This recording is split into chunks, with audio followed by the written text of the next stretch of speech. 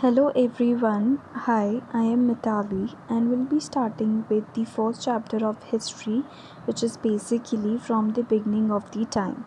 This chapter traces the beginning of human existence. ये chapter जो है ट्रेसेस देता है हमको जब ह्यूमंस पहली बार एग्जिस्ट हुए थे. It was 5.6 million years ago, written as Maya, the first human-like creature appeared on the Earth's surface. आज से 5.6 मिलियन ईयर्स अगो पहले एक ह्यूमन जैसे दिखने वाले क्रिएचर को देखा गया था for the very first time on the earth surface. After this several forms of human emerged and then became extinct. इसके बाद बहुत अलग अलग प्रकार के ह्यूमंस दिखे जो कुछ समय बाद अपने आप लुप्त हो गए. They just got vanished. Humans being resembling us henceforth referred to as the modern humans originated about 160,000 years ago. During this long period of human history, people obtained food by either scavenging or hunting animals and gathering plants and produce.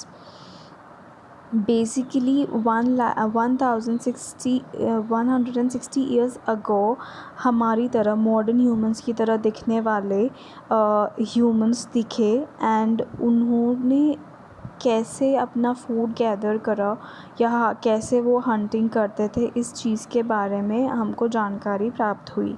They also learn how to make stone tools and communicate with each other. और उन्होंने साथ में ये भी चीज़ learn करी कि किस तरह से स्टोन टूल्स बनाया जाए और एक दूसरे से कम्युनिकेट करा जाए.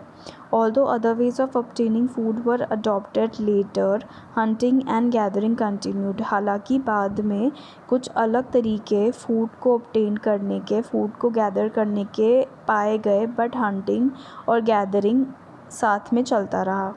Even today there are hunter gatherer society in some part of the world. आज भी दुनिया के कई हिस्सों में हंटर्स और गैदरिंग सोसाइटी आज भी हैं जो हंटिंग और गैदरिंग से अपना फूड इकट्ठा करते हैं. This makes us wonder whether the lifestyle of present day hunters and gatherers can tell us anything about the past. और यही हमको एक सोच में डालता है कि क्या आज के हंटर्स और गैदरर्स हमको पास्ट में हंटर्स और गैदरर्स की लाइफ के बारे में कुछ बता सकते हैं, या क्या उनसे हमको किसी भी टाइप की जानकारी मिल सकती है कि उनकी लाइफस्टाइल कैसी थी, वो किस तरह से अपना शिकार करते थे. Discoveries of human fossils, stones, tools and cave painting help us to understand early human history. जितनी भी डिस्कवरीज़ हैं ह्यूमन फॉसिल की, स्टोन टूल्स की, केव पेंटिंग्स की, ये हमको हेल्प करती है इस चीज़ को अंडरस्टैंड करने में कि पुराने ह्यूमंस की जो एग्जिस्ट होते थे उनकी हिस्ट्री किस तरह से थी. Each of these discovery has a history of its own. किसी भी तरह की डिस्कवरी जब भी होती है, rather it be the discovery of stone tools, cave paintings और ह्यूमन फॉसिल्स, हर एक डिस्कवरी अपने साथ एक इतिहास लेकर चलती है, एक हिस्ट्री लेकर चलती है. हर एक डिस्कवरी की अपनी एक अलग ही स्टोरी और या अलग ही हिस्ट्री होती है. Each of these discoveries has a history of its own. Very often, when such finds were first made, most scholars refused to accept that these fossils were the remains of early human.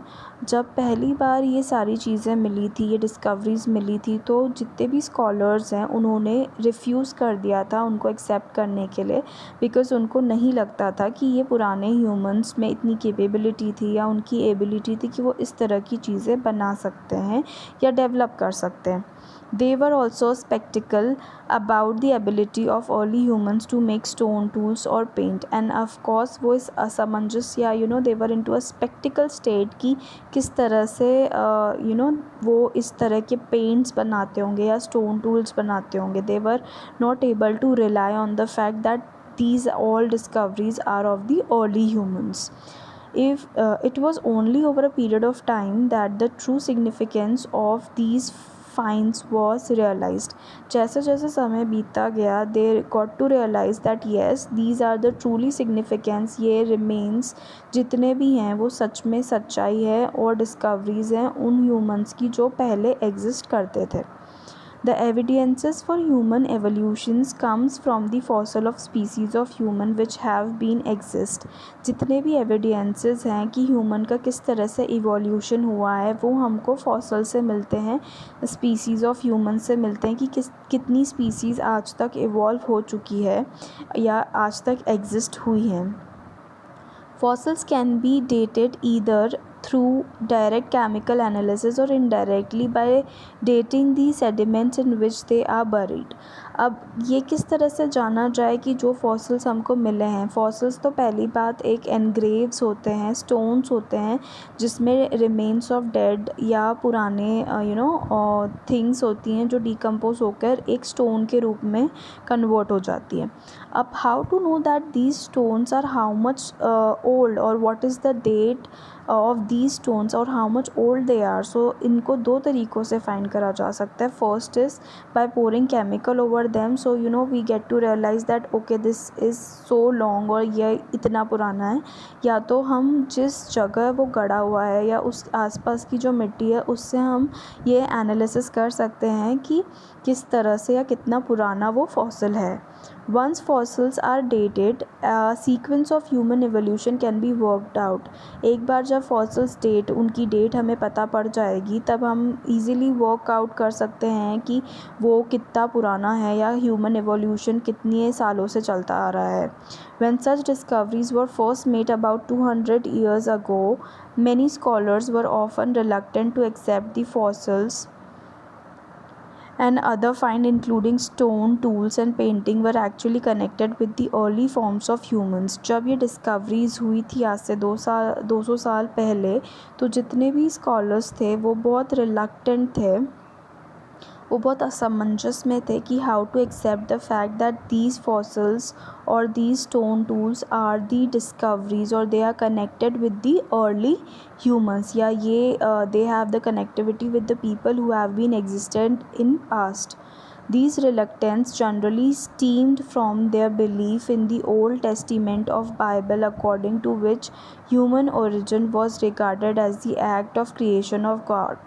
Now ये जितनी भी सब चीज़ें हैं they have been briefly told into an Old testimony of a Bible that human is a creation of God and stuff like that. For instance, in August 1856, workmen who were quarrying for the limestone in Nader Valley, see map 2P of 18, a gorge near the German city of Düsseldorf, found a skull and some skeleton fragments, and these were handed over to the Karl Fahrtrott, a local schoolmaster and a natural historian, who realized that now to find all these instances 1856 में एक workman जो लड़ रहा था limestone के लिए near Neander Valley, they found something like a skull, मतलब जो बोन होती है, हेड होता है वो, and 2 fragments of skeleton, and they were handed to a postmaster, and also he was a good scholar to know that how much old these are or what are these sculptures of this.